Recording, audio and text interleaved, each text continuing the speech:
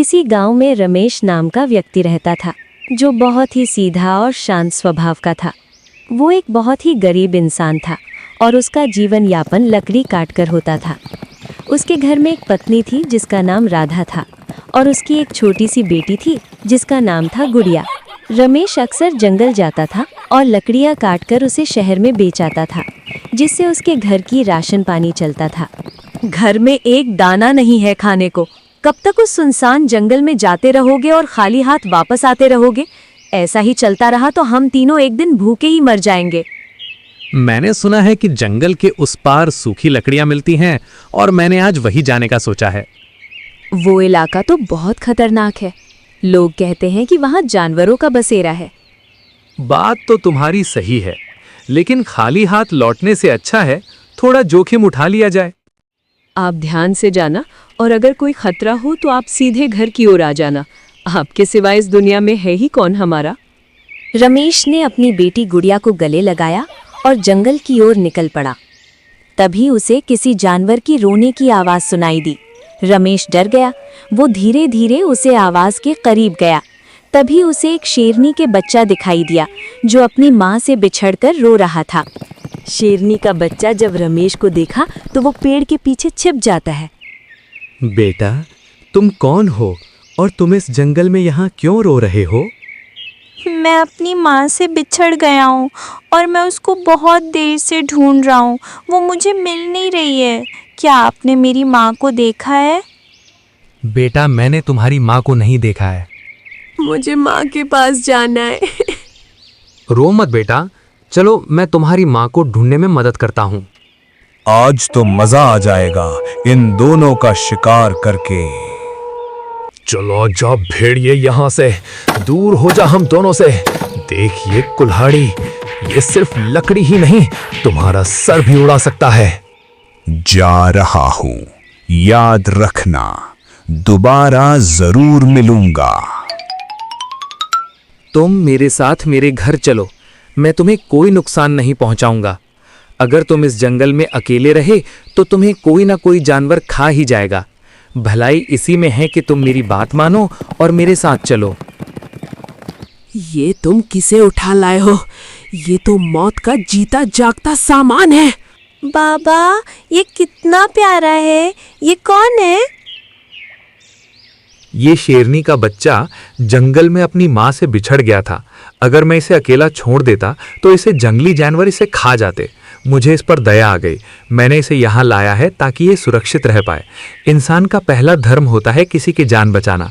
देखो ये कितना मासूम है और कितना भोला भी है। डरो मत, अब तुम हमारे दोस्त हो। राधा ने उस शेरनी के बच्चे को अपने गोद में उठाया और उसे प्यार से सहलाने लगी। धीरे धीरे समय गुजरता चला गया और वो शेरनी का बच्चा रमेश और उसकी पत्नी राधा के साथ घुल मिल गया और वो शेरनी का बच्चा भी उस परिवार का हिस्सा बन गया। गुड़िया उसके साथ खेलती, उसे खाना खिलाती और उससे बातें करती। वो उसे प्यार से शेरू कहकर बुलाने लगी।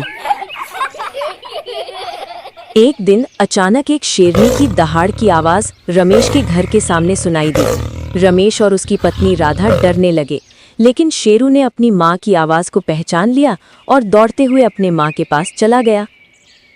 आखिर तुम मिल ही गए मेरे लाल। माँ, इन्होंने मेरी जान बचाई और अपने घर में मुझे बेटा जैसा माना भी। तुम दोनों का बहुत बहुत धन्यवाद।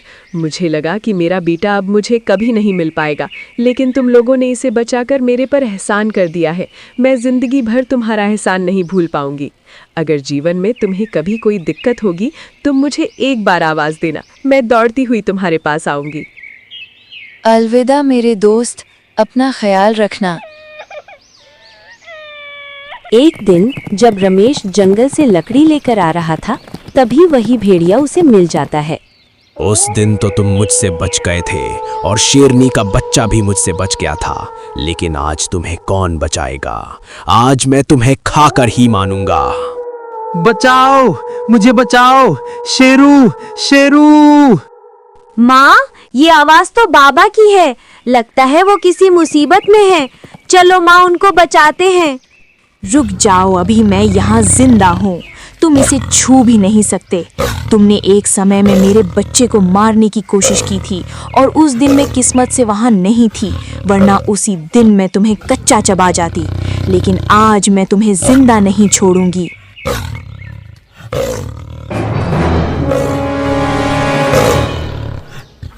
माफ कर दो मुझे नहीं पता था कि ये तुम्हारा बच्चा है। मैं अब से कभी कोई नुकसान तुम लोगों को नहीं दूंगा।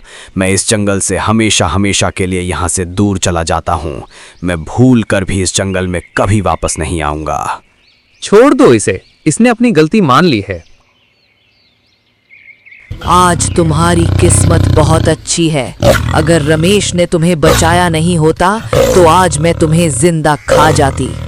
अब निकल जाओ यहाँ से और दोबारा कभी इस जंगल में दिखना मत। आपका बहुत बहुत धन्यवाद जो आपने मेरी आज जान बचा ली। इसमें एहसान की कोई बात नहीं है। आपने मेरे बच्चे को बचाया है और मैं आपका कर्जदार हूँ। आप बहुत ही ईमानदार और नेक दिल इंसान हो। मैं एक ऐसी जगह ले जाऊंगी जहाँ सोने का खजाना है, वो मेरे किसी काम का नहीं। आप उस पैसे से अमीर हो जाओगे और आपकी गरीबी हमेशा के लिए खत्म हो जाएगी। रमेश शेरनी के पीछे पीछे चला जाता है और उस खजाना को देखते ही खुशी से उछलने लगता है। रमेश वो खजाना घर लाता है और उसकी जिंदगी बदल जाती है। अगर मैं उस दिन उस शेरनी के बच्चे को नहीं बचाता तो आज हम अमीर नहीं बन पाते। इसलिए इंसान को हर किसी की मदद जरूर करनी चाहिए।